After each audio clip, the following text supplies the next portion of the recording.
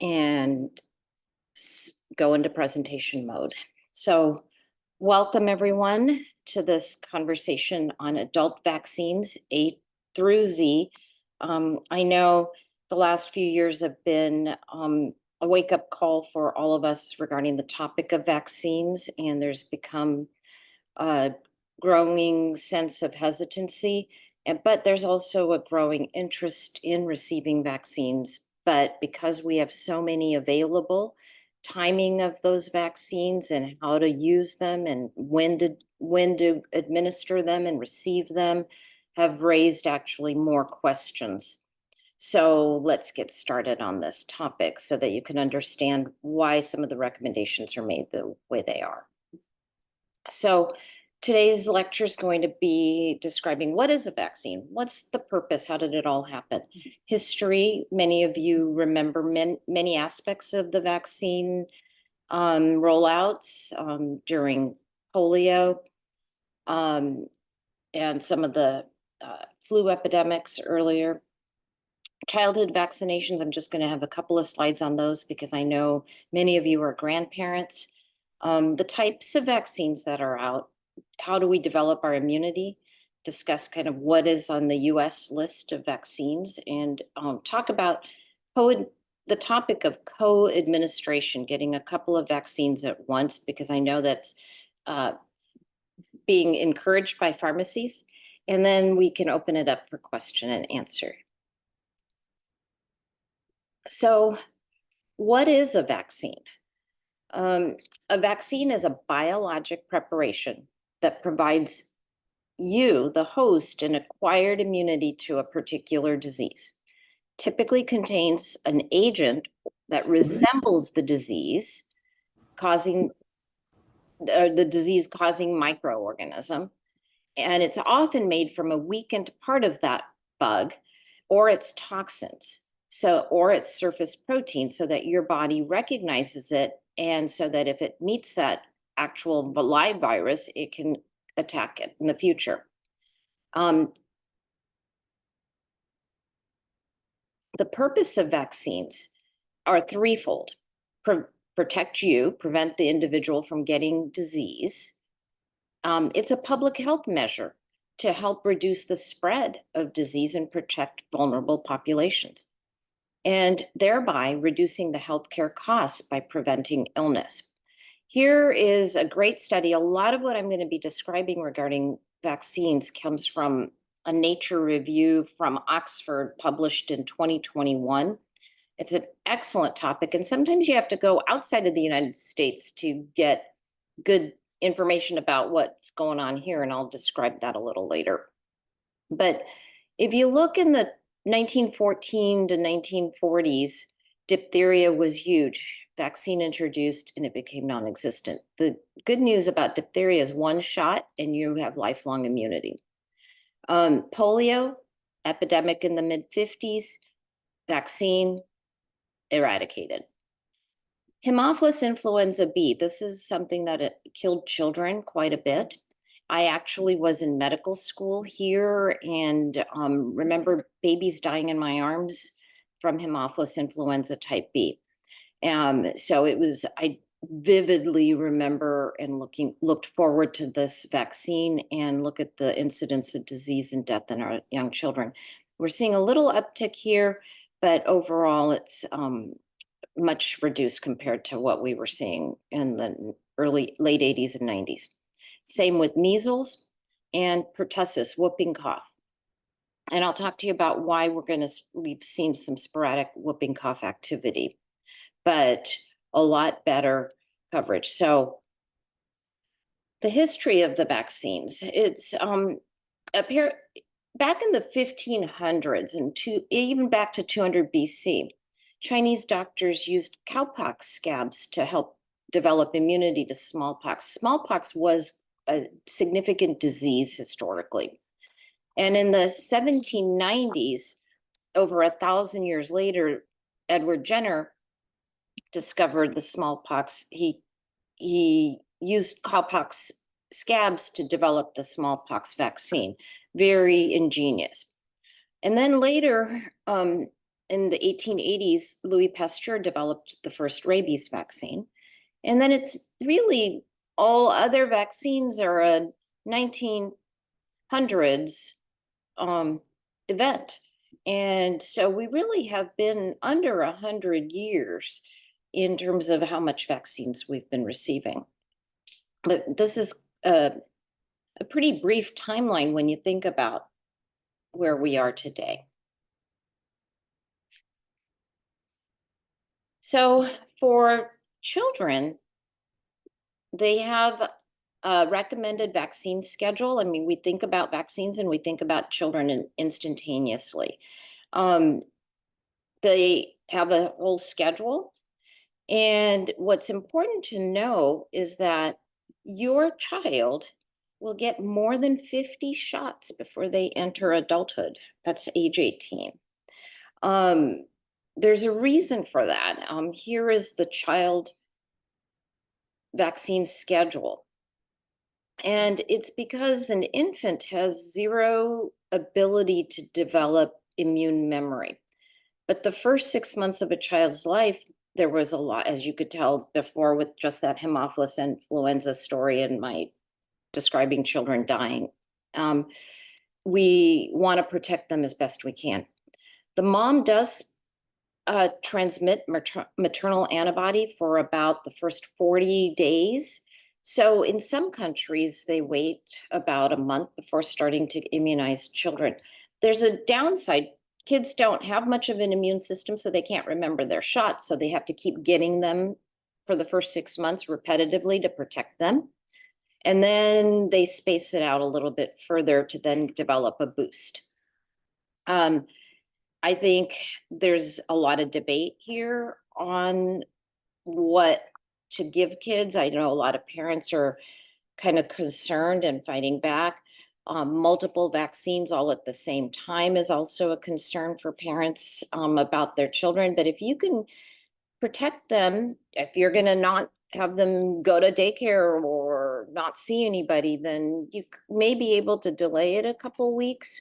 And then you might space out your vaccines. The reason why a lot of people are getting multiple doses early on, and pediatricians said it's an opportunity to then give them their vaccine at all, because the mom might not come back,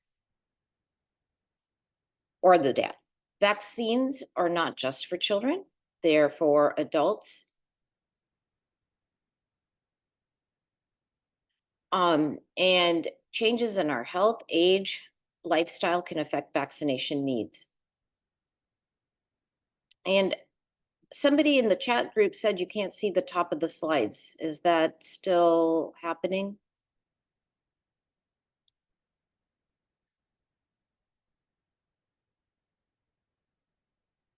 Okay.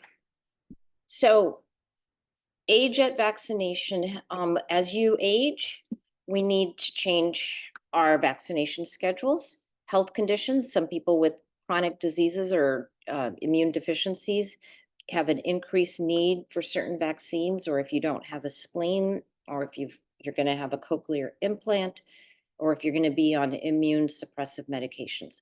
Lifestyle, if you travel a lot, certain occupations in the veterinary industry, or if you're a lab worker, we have different vaccine recommendations for you. And then some vaccines are recommended or contraindicated during pregnancy. Here's a list that I had emailed all of you. These are the current vaccines in the United States that are licensed by the FDA. The mRNA vaccine for COVID did not make this list, but it would be here. They've got just a whole separate rabbit hole of information on the CDC's website, but I'm sure within a year it's going to make this list. I think it's just they have so much information on different sites that it's just a little oversight. There are different types of vaccines and different stages of development, ranging from research and discovery, proof of concept, testing the vaccine. Vaccines are tested in thousands of people before they are ever released to us. The Center for Biologics and Evaluation and Research arm of the FDA is responsible for all of this and responsible for the review. They determine formulations, but they work with the CDC and the ACIP, which is an independent group that looks at immunization practices. And I've gone through that detail in a prior influenza talk. Then there's, of course, the manufacturing process, which we've heard a lot about. Some of it involves growing some of these vaccine particles in eggs or other substances, then approval of the vaccine, that ACIP group meeting for vaccine use, and then monitoring afterwards. There's a vaccine reportable. I'm just going to mute somebody that's entered the session. And monitoring the safety of the vaccine after approval. And there's a whole vaccine reportable entity as part of the CDC and FDA, and they are watching for these reports. There's actually also in any of these approved vaccines that has gone through all of this process, there's legal liability for the company as well as for you. So if you will have an adverse event that's significant and you need to sue somebody, you go through this vaccine reporting system. So here are the different types of vaccines. This is just an example, kind of as a schematic of how they're made. Inactivated vaccines are previously active, and then you kind of get a ghost particle. Attenuated is a live virus that has been killed in the lab, and then but it's still live. So typhoid and yellow fever are live type viruses, the oral typhoid. And so if you have immune suppressive conditions, you can't receive these. Or if you have somebody at home, you have to be very careful with that. Toxoid is an inactivated toxin. So tetanus release, when you get tetanus, you get, and the toxin is what affects your symptoms. And so you get an immunization to that toxin, not necessarily the bacteria. You could have a subunit of the virus that then you develop a vaccine to, such as in hepatitis B, or you could get different parts of different bacteria put together, and that's the Haemophilus influenza B. You could kind of fake your immune system. So instead of actually getting a particle of smallpox virus, which people have received in the past and got smallpox, they fake your system and you get cowpox virus, and then you will be immunized against smallpox.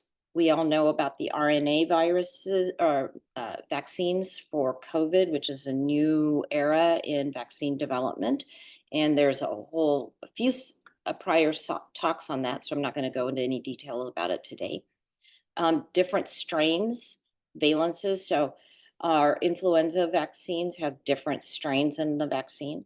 And then there's a whole bunch of experimental vaccines that we have not seen, but it's good for you to know that there's a lot of work being done on future methods of delivery. So when you get a vaccine, here's what happens inside of your body, we hope, is that you get a vaccine and you get little particles of either the antigen or the toxoid or whatever it is. And then it goes through your cells in your body, and then your body creates these little antibodies, and then it goes into your B cells, and then you develop more antibodies.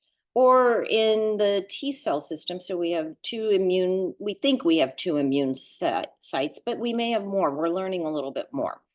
And then it goes into our T cell memory as well. Our bone marrow has long-lived memory. Now, in babies, they haven't developed a bone marrow yet. So that's one of the reasons why children need these recurrent boosts. So it's important for you guys to understand that. And here is a schematic of the different vaccines that I described to you earlier, and then examples of the licensed vaccines using these different technologies. So what about immune memory? When you get a vaccine, you develop this kind of boost in your immune response that was triggered by the pathway that I described to you just 2 slides ago. But then later on, you're exposed to, say, the virus, the flu virus. That's when you get a secondary immune response, and hopefully you have some protective antibody. Um, in hepatitis B, for example, there's a long incubation period. So your body takes a little bit of time to develop its immune response, but you are protected. Now, if you got exposed right after in here with hepatitis B, theoretically, you should be okay. But if you were exposed, say you got your primary immune response, we get a dip, but you're not quite in that phase of immunity, you may theoretically get the infection or some symptoms, but it is still protective against severe disease. And then there are certain vaccines that give you lifelong immunity. Yellow fever is one, diphtheria is another, where it just doesn't matter and you don't need these extra little boosts. Herd immunity is also something that vaccine does. It doesn't impact it doesn't impact you if you got your vaccine, but say you couldn't receive a vaccine for one reason or another. If enough people are vaccinated, you may be protected. So here's what this is measles, for example, and you've got a diseased individual, and it can spread like wildfire, and only maybe a couple of people will be protected. If the vaccine coverage is below threshold for herd protection, you'll still see spread of disease, but if you've been vaccinated, you may not get disease. Now, if the vaccine coverage is above the threshold for herd protection, and for our influenza, it's estimated we need 85% of people to be vaccinated to provide this type of protection. If you haven't received vaccine, you can get protected from one diseased individual. So now we have disease modeling. We know kind of certain diseases and how quickly they spread, and how much people have to be protected to provide some herd immunity. Some vaccines require 95% of people to be immunized for herd immunity. So that might be a little too much to ask for. So let's get into kind of our A through Z discussion of all the vaccines out there. Some of them may be available to you, most may not be. So adenovirus, we do see it. It's a common cold virus, but it is not available to the general population. But it was impacting. Believe me, we saw this in the Navy. It does affect our population in the barracks. We would see folks come in. We'd call it recruit crud, recruit pneumonia. We'd go through folks getting hospitalized for this. So now it is given to all military recruits at basic training. And then it can be given to others if they are at high risk for adenovirus infection. Anthrax vaccine also has been recently approved, and it is available to you if you get exposed to anthrax, but only if you are under the age of 65.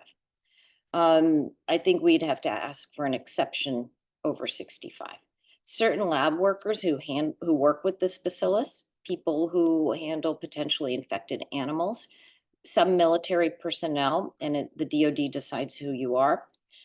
Some first responders who may be like hazmat, that are going to be at the biological response, and they've been pre-identified. There's 55 centers in the United States that are receiving centers for biologic agents or patients affected by that. And those doctors and healthcare staff are ready. And 3 doses of the vaccine are advised, followed by booster doses for ongoing protection. And then if you've been exposed, said all ages, and then you'd need 3 doses. And we do have antibiotics, and there is anthrax vaccine in the Strategic National Stockpile. Now, BCG is a vaccine that many of you may actually have received or definitely heard about.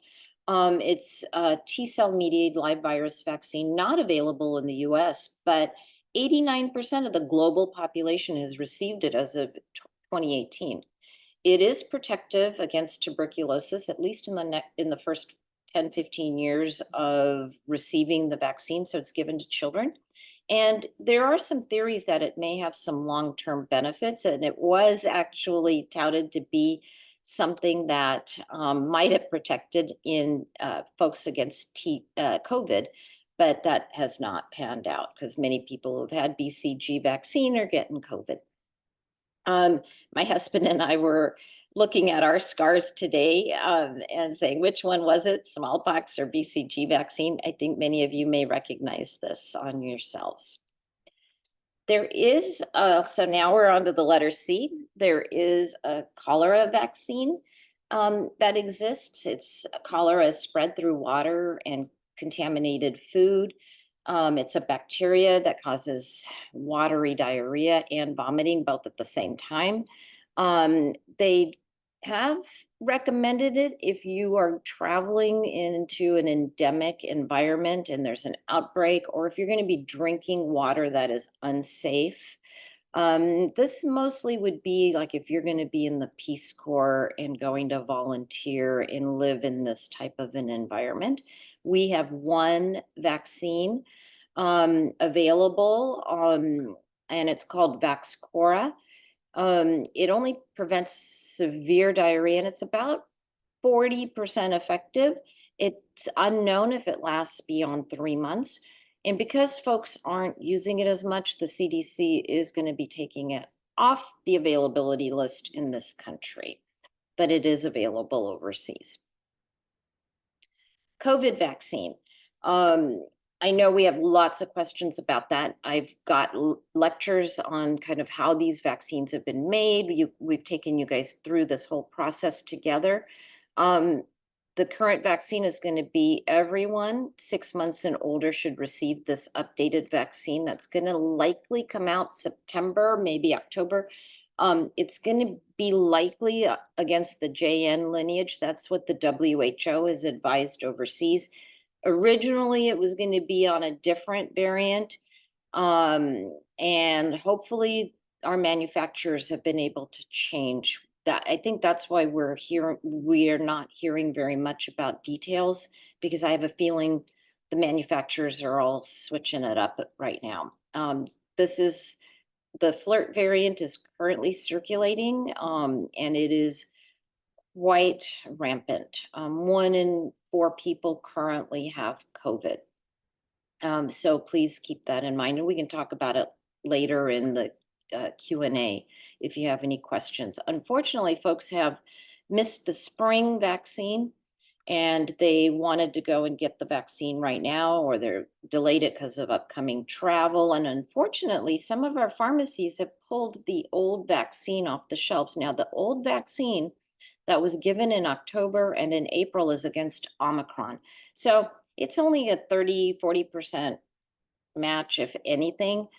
People are getting COVID through those vaccines, but it may help what I call attenuate your symptoms. Definitely keeps you out of the hospital. But if you get COVID, call me. Paxlovid is still out there and does work. Now, a lot of people are hearing about our dengue outbreak in the eastern United States. There is a vaccine, but Sanofi is going to stop manufacturing it for children because they said there's a lack of demand. I don't know if that's going to happen because of what's happening now with our warming climate.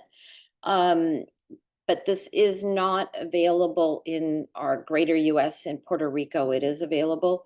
The best way to control dengue is preventing mosquito bites and controlling mosquitoes in your home. So just be careful about live standing water. and good vector control is probably the best thing. Diphtheria, tetanus, pertussis. So it's a trifold vaccine. In children, DTaP.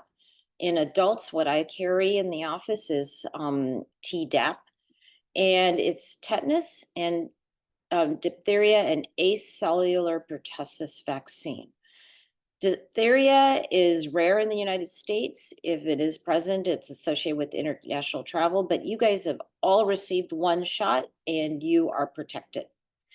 Now, tetanus is a toxoid vaccine, and that needs to be boosted every 10 years. Now, the reason is that the way you get tetanus is from, like, say, a rusty nail or something in the dirt, because this bacteria lives in the dirt. So you can get repetitively exposed. So you need to boost up your immunity there because you're only protected against the toxin, and your immunity wanes.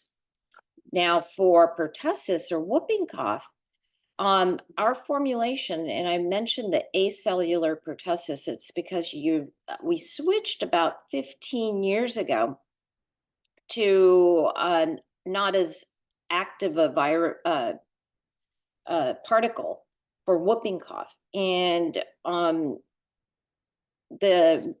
we've seen an uptick in whooping cough, and everybody thought, well, it's because of the children are not as immunized. And I wonder if that is kind of a little bit of information bias so that people don't lose trust in the vaccine efforts. Like I mentioned to you before, if we didn't make a vaccine correctly, you have this pathway to sue the government and all of that. So it's hard to find our systems, supporting literature that says, well, we made a wimpy vaccine. But reading what's happening in the rest of the world, and this Nature review this reference that I cited from Oxford University says that in the rest of the world, they still have the old pertussis vaccine, and they're finding that they're not having breakthrough whooping cough like we are right now. So interesting information, I throw that out there. But your whooping cough vaccine, because of the way it's made, wanes. I would guess in certain people over age 65, it wanes at about 8 years. Many of you on this call may have had whooping cough, and we've dealt with it. That is why. Tdap is only for if you're an adult, age 7 and older. Adolescents should receive a single dose, usually at 11 or 12 years. Pregnant people, early in their pregnancy, but not later. Adults who have never received a Tdap should get a dose, and we should get it every 10 years. And then some, if you've got a dirty wound, after 5 years is okay. And it can be given at the same time as other vaccines. Now, Ebola, since we're on the letter E, there is a vaccine for that. This is Dr. Louis Rubinson, who's a friend and a colleague of mine. You'll see his name on a lot of my publications. We collaborate together.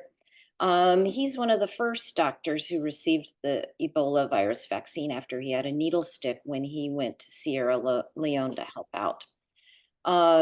It's currently recommended if you are at high risk for occupational exposure. So many people in the CDC who respond to special infectious diseases receive this vaccine. And members of the Laboratory Response Network facilities. Remember that group of facilities I mentioned to you. Ebola virus remains a threat, and it is something that we all are worried about.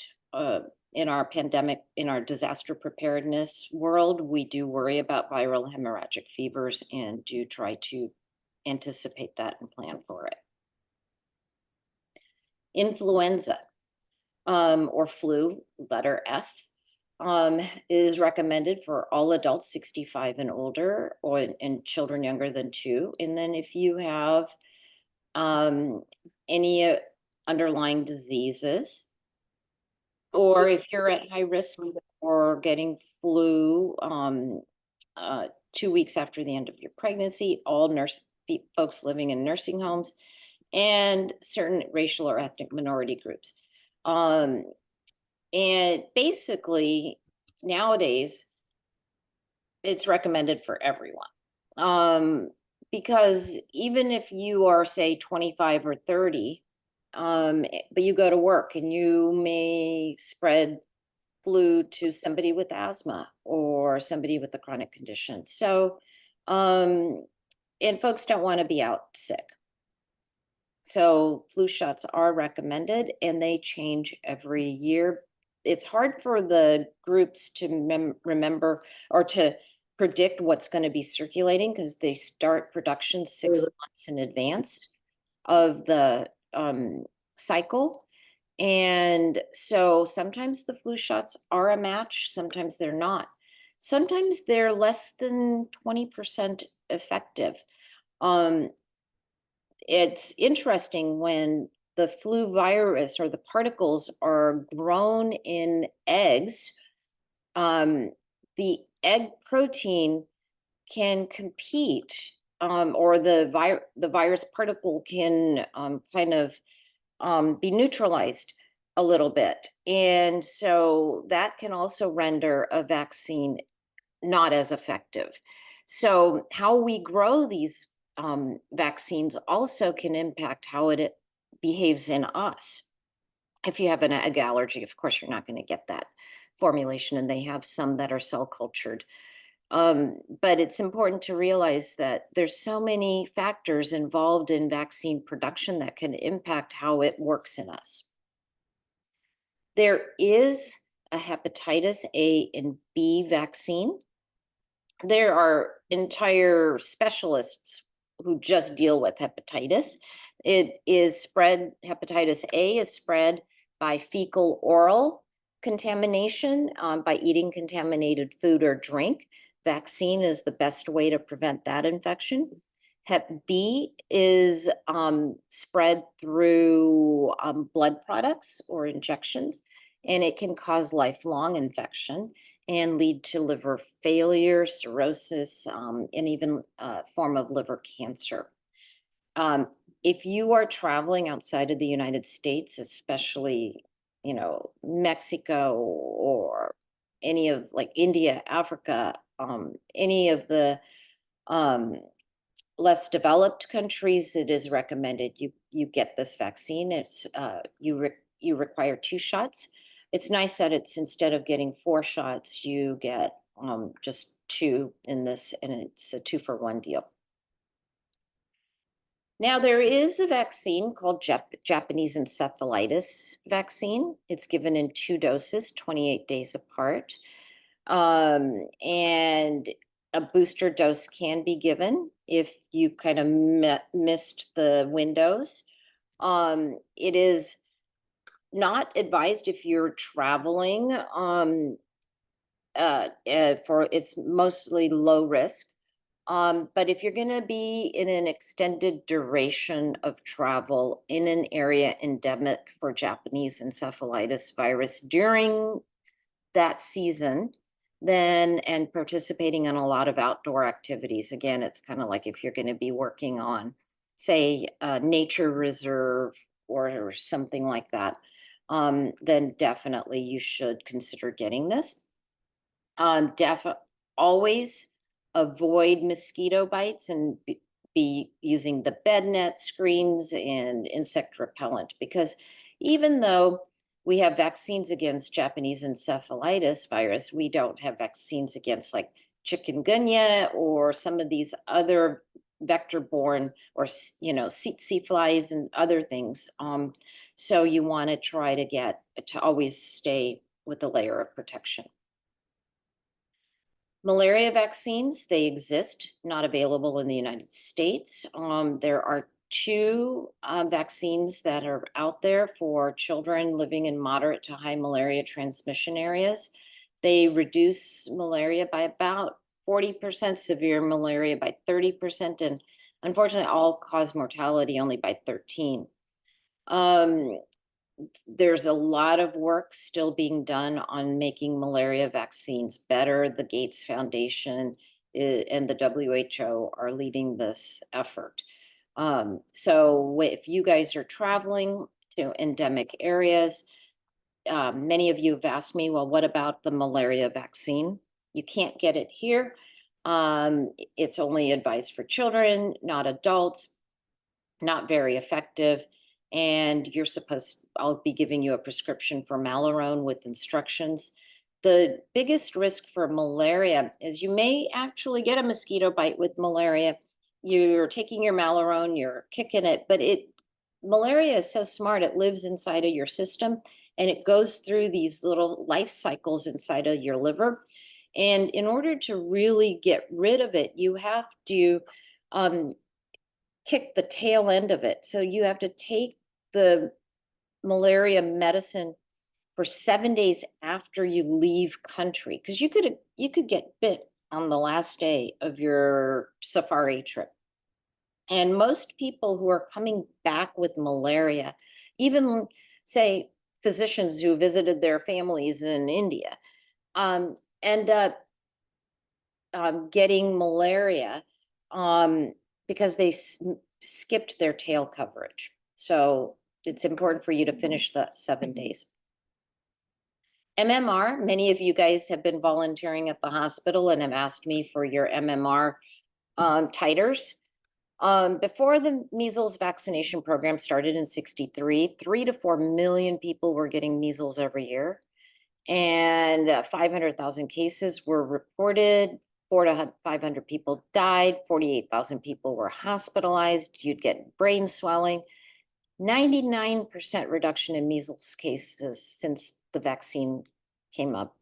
Healthcare workers definitely need to ensure immunity. We're seeing measles brought back into the country now from travel abroad, and our immunity does seem to wane. So we've found some folks are having, especially if you're over 70, it's called immune senescence. So your immune system kind of starts dying off and it forgets what it got. So that's why some of our senior volunteers are advised to get the boost if they don't have memory of it. There is a meningitis vaccine. It is mostly for our kids and adolescents, but I want to discuss it a little bit because there are a group of adults, senior adults, who are at increased risk. So this protects against meningococcal disease, which is by a bacteria called Neisseria meningitis. There are 3 types of vaccines available in the United States. And the newest one is the ABCWY vaccine. It's quite potent. Adults who are at increased risk are advised to get this vaccine. And if you are getting a cochlear implant, for example, which is something that gets put in through the bone in your skull, that means you're at risk for meningeal infection. You will receive this, or certain immune suppressed conditions. Now, I don't know how many of you have heard about they initially called it monkeypox, and now they're changing it to mpox. But it is a rash and a disease of gay, bisexual, or same gender men. And there is a vaccine, and get the vaccine if you have had 1 or more STIs, if you've got more than 1 sexual partner, if you're at a commercial sex venue or a large public event. And there is on their website a vaccine finder that will help you locate the vaccine, and it is available. And pneumococcal pneumonia, that is something of interest in everyone. CDC recommends a vaccine, it's like a 15 valent one, or the Prevnar 20 for adults who have never received a vaccine. Age 65 and older gets a vaccine automatically. If you have certain medical conditions, we recommend it. As a pulmonologist, most of my pulmonary patients should have a pneumonia vaccine. And if you got a 15, we need to follow it up with the polysaccharide 23 valent vaccine. If you received a Prevnar 13 or an even earlier version of the 7, we have to figure out a way to complete your vaccine series.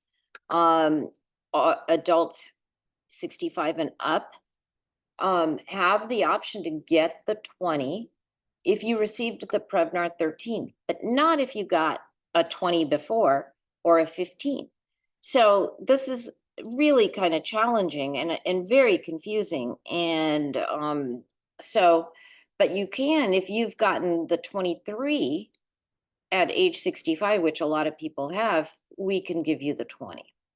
I don't know if our pharmacies are even carrying the 15, but there are rules. Now, what I've found is that not all prior doses have been reported. So only in about 2012 was reporting to the state registry for pneumococcal vaccine, or all vaccines done. And it's up to the pharmacies where you get it. When you guys get a vaccine in my office, I send it to the state and it gets registered, but not because of the different pharmacies, different workloads, different computer glitches. Some vaccines don't get reported. So sometimes it's hard to see whether you actually got a vaccine or not. Sometimes I have documentation you received it, but the pharmacy doesn't. So it's always good to check with me and we'll go through your chart. There is a rabies vaccine. If you are at high risk, most veterinarians are all vaccinated, or if you're volunteering in certain situations where you're exposed to dogs with rabies, or if you have been bitten, you could get the rabies vaccine. And it can prevent rabies after the exposure. If you get bitten, thoroughly clean the bite site with soap and water. And we have to give you the vaccine as soon after. There's a blood test we can always do to check you. It is a pretty strong vaccine, and you need 4 doses over 2 weeks, so it's significant. So we just have to be very careful. But let me know. And we also, if you have been bitten by a stray dog, please keep in mind where that location is. Try to take a picture so they can track down the dog and test the dog for rabies. Now in the news, as of early release, August 6th, 4 days ago, the RSV vaccine. Some people call it the RSVP vaccine, and I loved hearing it because RSV, respiratory syncytial virus. And if you add the P in, it's to prevent the pneumonia. So I kind of like the RSVP, but it's not a medical term. But the RSV is a common respiratory virus that causes mild symptoms usually, but in those over 60 and under 10, it can be significant. And we've had some severe seasons where kids are getting hospitalized. We ran out of albuterol, which helps treat the wheezing, winter before last. It is definitely increased hospitalizations. Children's hospitals were filled and overwhelmed. Last year, they recommended it and made it an annual vaccine. It is not an annual vaccine. Studies done, real life exposures showed that there's at least immunity for 2 years. So if you guys got your RSV vaccine last year, you do not need one this year. The CDC recommends it for everyone age 75 and older. TV commercials are recommending it for 50 and up because it was approved for 50 and up. Please do not get it. They've also said that folks who are pregnant should get it. And they really pushed it. Um, but some of the pregnant women last fall were having miscarriages. So if somebody is pregnant, talk to your OB-GYN and decide the timing of your RSV vaccine if you're going to get it, if you want it. If adults who are 60 to 74 at increased risk for RSV, anybody, like I said, as a pulmonologist, the pulmonary patients should get it, or if you live in a nursing home or long-term care facility. The best time to get vaccinated, because I get this question a lot, is late summer, early fall. Hot off the press, I was on a conference call with folks in Atlanta, working at the CDC, and they are seeing RSV right now. So usually within a month after what's happening on the East Coast, it's going to come here. And I think once our children get to school in a couple weeks, we're going to start seeing RSV. So you may, if you have not received your RSV vaccine last year, I would put that on your list to get in the next few weeks. Now, smallpox, we're on the letter S. It's recommended for travel in some specific groups. Now, remember, smallpox has been eliminated from the world because of our vaccine, and I think I've received a smallpox vaccine. We currently don't have an outbreak, but if it's used as a biologic weapon, there's enough smallpox vaccine in our strategic national stockpile to vaccinate everyone who would need it.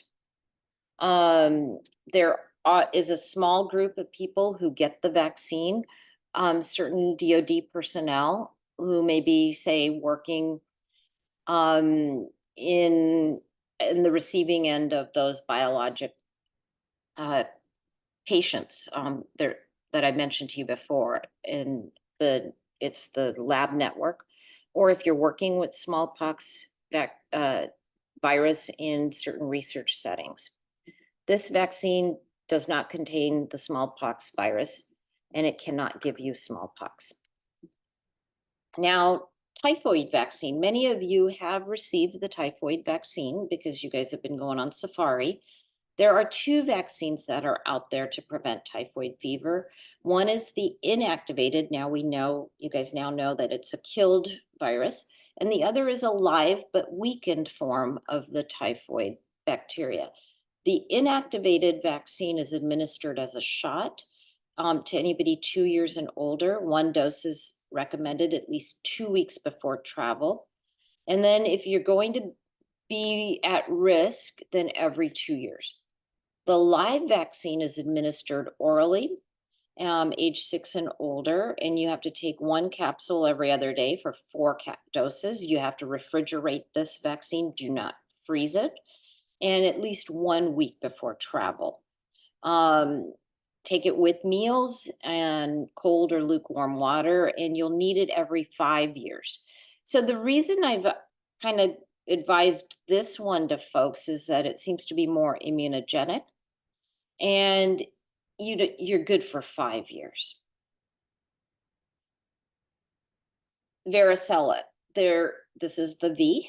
Chickenpox, there's a vaccine for that. The CDC recommends 2 doses of varicella vaccine for children, adolescents, and adults who do not have evidence of immunity. So there's very few of you who dodged getting chickenpox as a child. If you did get chickenpox as a child, you do have lifelong immunity, but you might have the zoster virus living with you, and we'll talk about that. But if you say you're a grandparent and you want to know if you have immunity, let me know and we'll test you. And if you want to get the vaccine. But we've now developed quite a herd immunity to chickenpox because of these vaccines. We used to, in our military recruits, we had this whole ward on the 2nd floor of our hospital with just our recruits getting chickenpox. and they'd just be in room after room. And we've taken care of a lot of chicken pox in our teenagers and our or 18-year-olds, and that's considered adult. And the danger of getting chicken pox as an adult is the pneumonia that can result. So it's not just a rash, and it can be significant. And so that's why this vaccine was created. Yellow fever vaccine is a live vaccine. It's recommended for travel and for some specific groups. It's a lifelong vaccine. So one dose and you're done. Hold on to that proof of immunization so you could use it for future travel.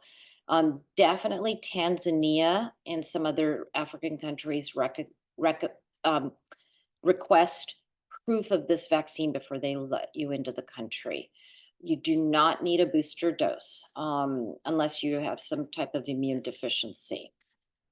It's recommended at least 10 days before travel. So you're good. If you put it off and suddenly realize, oh, you're looking at your itinerary and you see that it's needed, you can still get it and have protection. And this is what the bug looks like. Now for shingles or Z, the zoster. Shingles is a painful rash, usually develops in a line on one side of the body, usually on the trunk. But it can happen on the face and near the eye and result in blindness.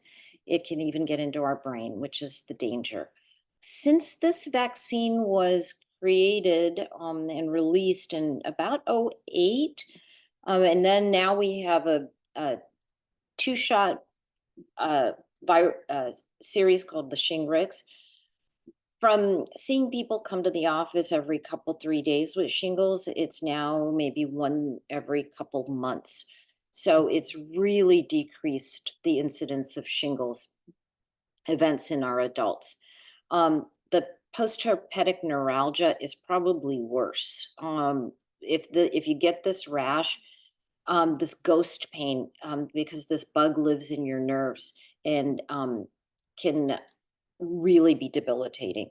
And because of this vaccine, we're not seeing this type of neuralgia anymore.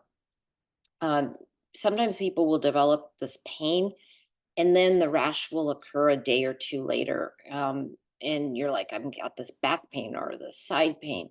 And then the rash will come up and we're like, oh, that was shingles. So I do recommend this vaccine if you're qualify for it. Age over 50, 55, some insurance companies aren't covering it. It's a 2-shot series. And whether or not you've even received that other herpes zoster vaccine that was in 2008, you are eligible for the 2-dose Shingrix separated by 2 to 6 months. It's not necessary for us to ask if you haven't had a prior infection. This question came up just this last week. They're recommending co-administration, but if you've gotten a Shingrix vaccine, you're like out for the count, and you're like, oh, I wouldn't want to challenge your immune system that strongly. If it's been more than 6 months elapsed since the first dose, one of our local pharmacies said, oh, you got to start over.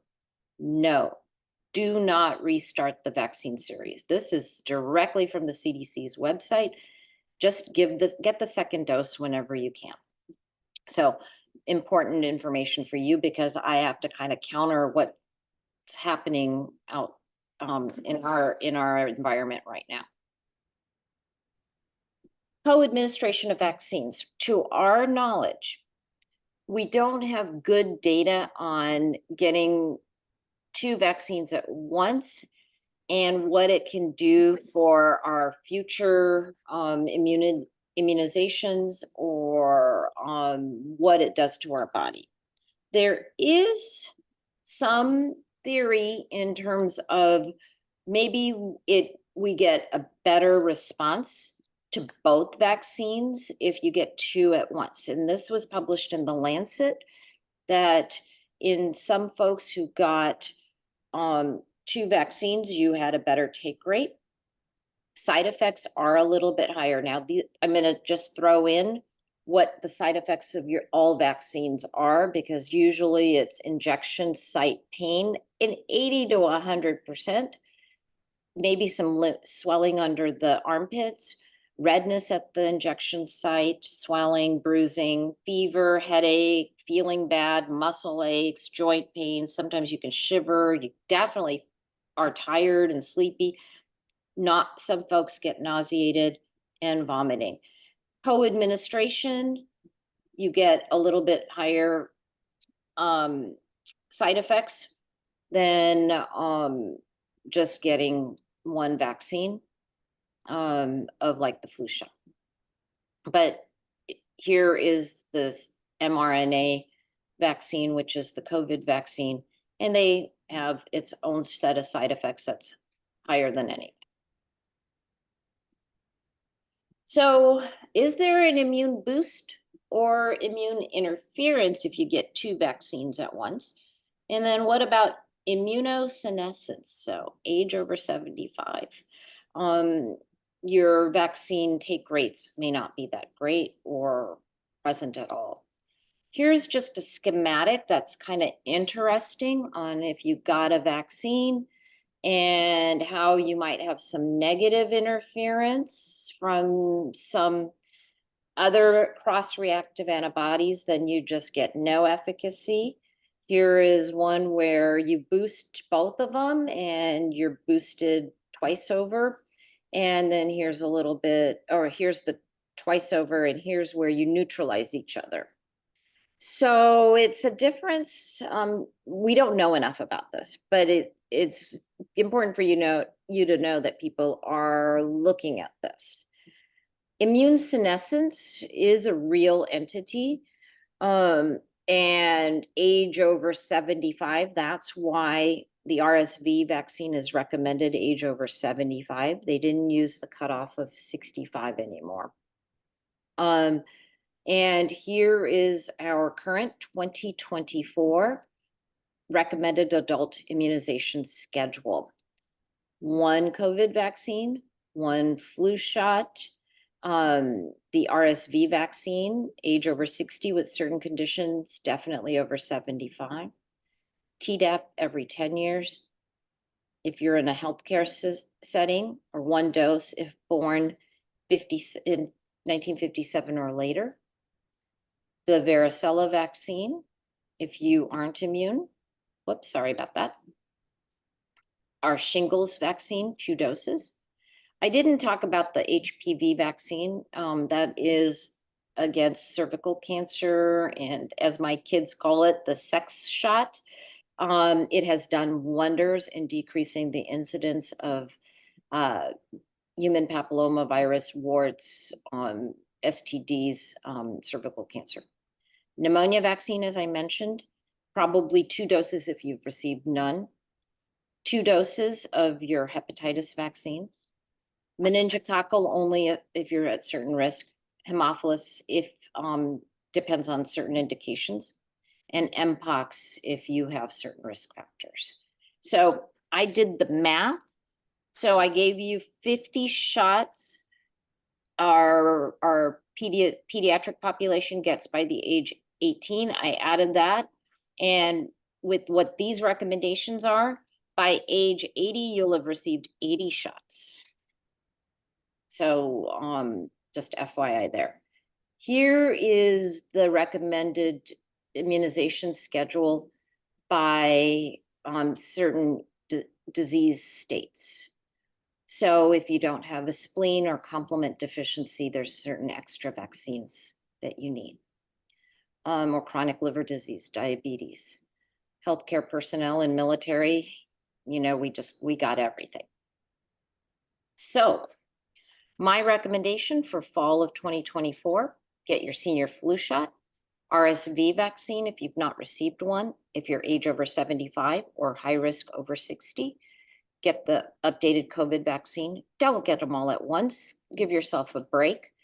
just because of the side effects of fatigue, malaise. You want to, we don't know about the take rate and different things, but I think that there's enough studies show that if you haven't gotten enough sleep, your immune take rate's not as great as the person who slept 10 hours. Tdap every 10 years. That's because we have the acellular wimpy pertussis vaccine, PCV or Prevnar 20 if you're eligible, Hep A, B if you're traveling, Shingrix, catch up if you missed a dose. You only need one if you got a dose. With that, I'd like to entertain questions, but I'm going to show you the two primary references that I used so that I can open it up to questions. Thank you for your time and attention and participation.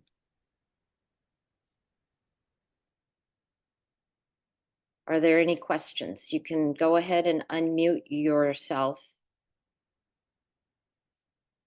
Or did I just bore everybody?